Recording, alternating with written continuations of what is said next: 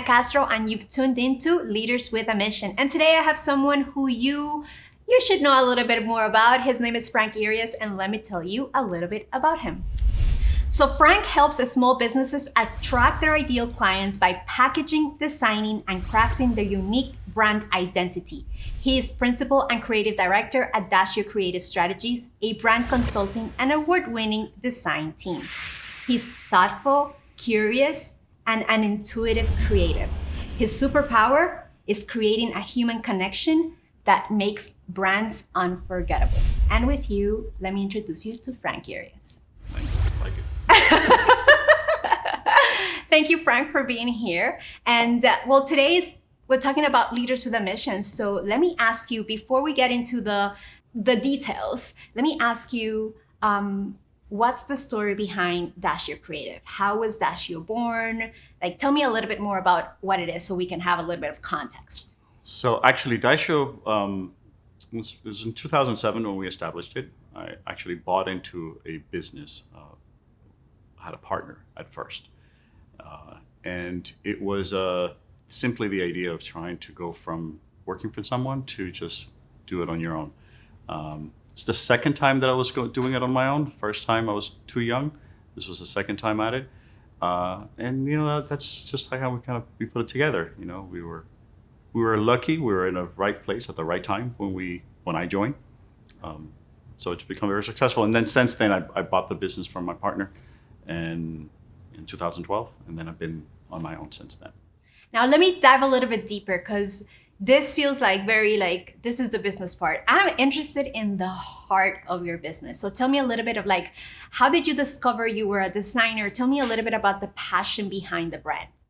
I was practically born with a pencil. So I knew I was going to be some kind of creative, or let's say it was obvious that it was going to be some kind of creative, somewhere along the way.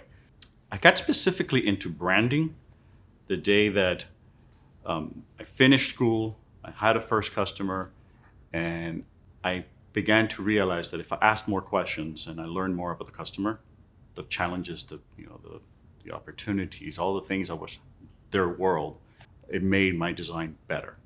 So at the time it was graphic design. I was just trying to make a better design. But the exploration became more interesting, or just as interesting as design.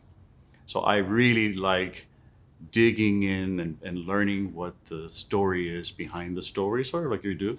And it helps me put the work, at a higher, make the work at a higher level. But it also allows me to escape my own work. So it's like you're precariously living through them. And for a little bit of time, you're in their journey, and you're like implementing and making them achieve what they're looking for.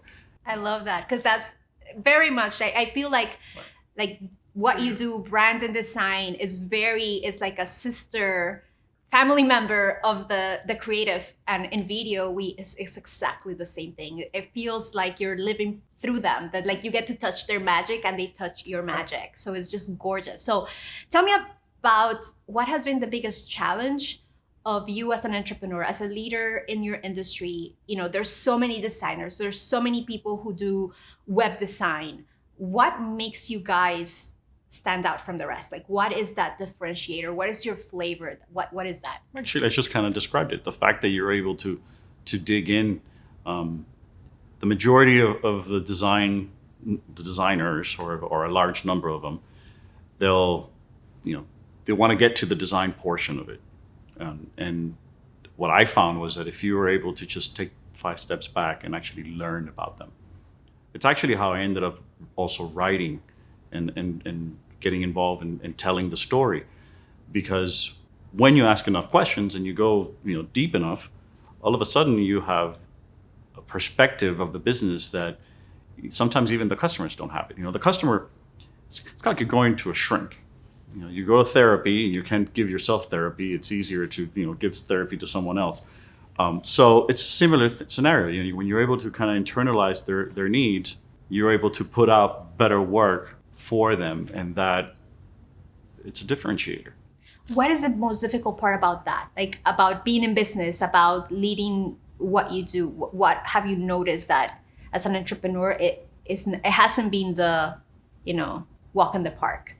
I think depends on the individuals. Some people have different strengths and different weaknesses. For me, the for sure, I'm an introvert by nature. I need my me time to be able to recoup and do that stuff. So I can sit in front of a computer for 16, 20 hours and not skip a beat and then go wherever you want to go.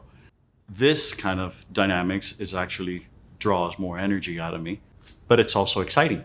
It's also nice to interact. So it's the challenge for me has been more of on a sales aspect, if you will, just knowing that, hey, this is the things that you got to do. They're not the things that you enjoy the most. They're the things that you have to do to get to the stuff that you want to do. I can so relate to that. Yeah. I can so relate. I can so relate to talk about this dance, and as an entrepreneur does have its own like tripping moments, right? Where there are skills that you get to master as you go along, and other ones that you really have to work on to like bring forward.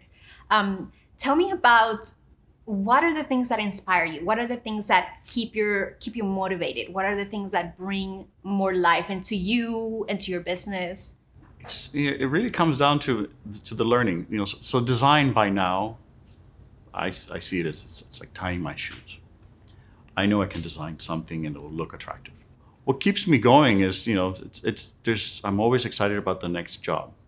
It's always fun to learn about a new business and what they're doing. Somebody is reinventing something always. And again, for that period of time, you're just kind of learning about that business. And it's fun. I'm curious about how they do what they do. I could have been a shrink for sure. I could have been been a therapist of some kind. So I enjoy also the different personalities. Some people are more driven, some people are more lax, some people are, and you kind of, play off of that. And that keeps you going. In the introduction, you have a sense of tapping into like the untangible. When did you discover you had this sense of, of awareness? I was not going to be a math major, that was for sure. But I was very good at feeling the room. When did I figure it out? I don't know. I think when I started meeting customers and I started having conversations about their business, and you see the eyebrows racing or that twinkle in their eye when you said something, or you noticed something that they said and you turned it around and said you could do it like this, and then they're like, I never thought of it like that. So that, when I started working with customers, definitely that's when I figured it out, and that's what I ended up liking about branding. I don't see branding as graphics, as sometimes it's described. To me, branding is more about, the story above marketing. So marketing is here, just doing the selling and the, hitting the pavement and this and that. The branding portion is like above it. Where's the story above that so that you can actually go out and sell it? When did you decide to become an entrepreneur? What pushed you there? For you, what was that? I went into college thinking that I wanted to work at an ad agency. It was the yuppie days, so I was thinking I was going to wear a jacket, tie, dress up. I wanted my office with a view. That was, the whole, Mad Men sort of story. But around mid college, mid years of college, I started realizing that I like control. I enjoy being able to do the work that I want to do and work for the people that I want to work for. So for me, the drive of owning my own business at first was simply just, I wanted to control my environment and what I wanted to do. And then I realized that, hey, if I do that, I don't have to wear slacks. I can wear jeans all the time. I don't have to wear a tie. I'll take the jacket, but not the tie. And that was enough. I'm sold. Yeah, that was the deal. Give me one of those with 2 cherries on the side, and I'll take it to go. Yeah, I get that. And I feel like we get to work with similar clients, people who, for us at least, I'm going to take the lead and speak for both of us because we've worked together in different projects. So I guess I get to do that. We get to work with people who are soulful and mindful and that are doing a bigger thing, that they take us in their ride. For you, what's the funnest part about that ride? The end result. So for me, it's you know, it's all means to an end. You know, so I'm asking all the questions so that I can get to a place where I know the business, and now I can't do your job, I can't do your business, but we're at a level that I can understand where you're headed and where you're going. And then sometimes you got to push them past their own, you know, paradigms. You know, like, you know, this is how they see themselves, and then they can't see further. And it's like, no, you can actually do that. And then that becomes a translation for me. You know, so I take that, yes, you can do that, to, hey, we put it on paper or on a website, or, you know, in the graphics or video when, you know, when I think the person is ideal for video. You know, that process is the most fun part, but for sure the end result when you're like done. As a creator, I can totally relate in the sense of we create to evoke a sort of emotion, to make sure that we make people feel alive. And there's no better feeling than that. I say sometimes, I wish I was a fly on, like, when they get to review something without us being present. I was like, I want to be a fly right next to them so I can see their facial expression. I can see them and kind of like take in what you've poured your heart into to create. Yeah, and that's actually, you know, so for me, you know, my ideal customer often is a woman, usually because they're more expressive. So you do a job for a guy, and I would be one of those that be like, oh, this is nice. And I didn't go through the process of celebrating enough the accomplishment. Ladies, on the other hand, tend to be more expressive. And so they kind of give you the, you know, this is beautiful. I love this. You hit it out of the ballpark, you know, that kind of stuff. So I tend to, you know, my customers tend to be a lot of women. And I think that, in my opinion, you because you have this intuition sensitivity, they feel understood. Like that sense of getting someone, that's something that everyone wants to feel, like someone sees me and they see me for who I am. So I think that that's something that you bring to the table. So let me ask you this: what books, what teachers, what mentors inspire you to become a better leader in your field?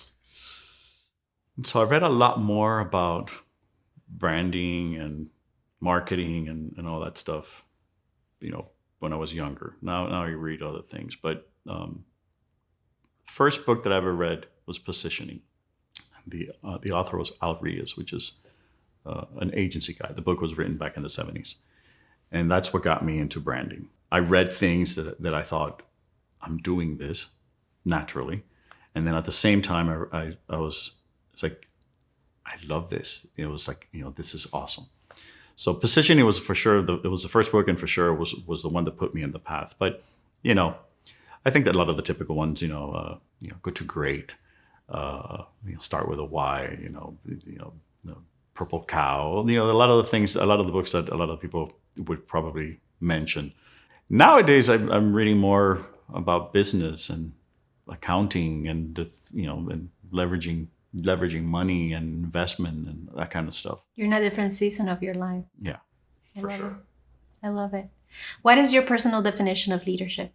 Do the right thing, be kind, and if you didn't get it right, today, just figure out how to get it right tomorrow. I think if people just did that, if the customer just knows that you care, you can make a lot of mistakes and get away with murder because you were, they know that you cared and it was just a mistake. So being leadership that's how you define it. And then for the employees as well, if the employee feels that you care, you can ask for a lot and they'll give you a lot more if you just care. And to close this last question, what legacy do you want to leave behind? What is it that you want to be remembered by? At a business level, I don't, I'm not going to invent the light bulb. I'm not going to have the Tesla, running around that is, and created. So from a business perspective, I suppose it's simply just good at what I did and that I was decent at it and that I helped somebody move from one place to another and elevate their business or give them, a leg up. At a personal level, it's just, that I'm was able to get my family, my kids, my nephews, just from here to here. Beautiful. So can you tell us where can we find you? Like if somebody wanted to find more about you, where can they do that? Sure. So the website, of course, is daishocreative.com. They can call our office. It's 305-234-5617. And if you Google my name, you'll find me online. So simple enough. And for those of you who are leaders, change makers, or want to make a dent in the world with leadership, I'm going to ask you to visit us at forproductions.com, and I'll see you in the next video. Bye-bye.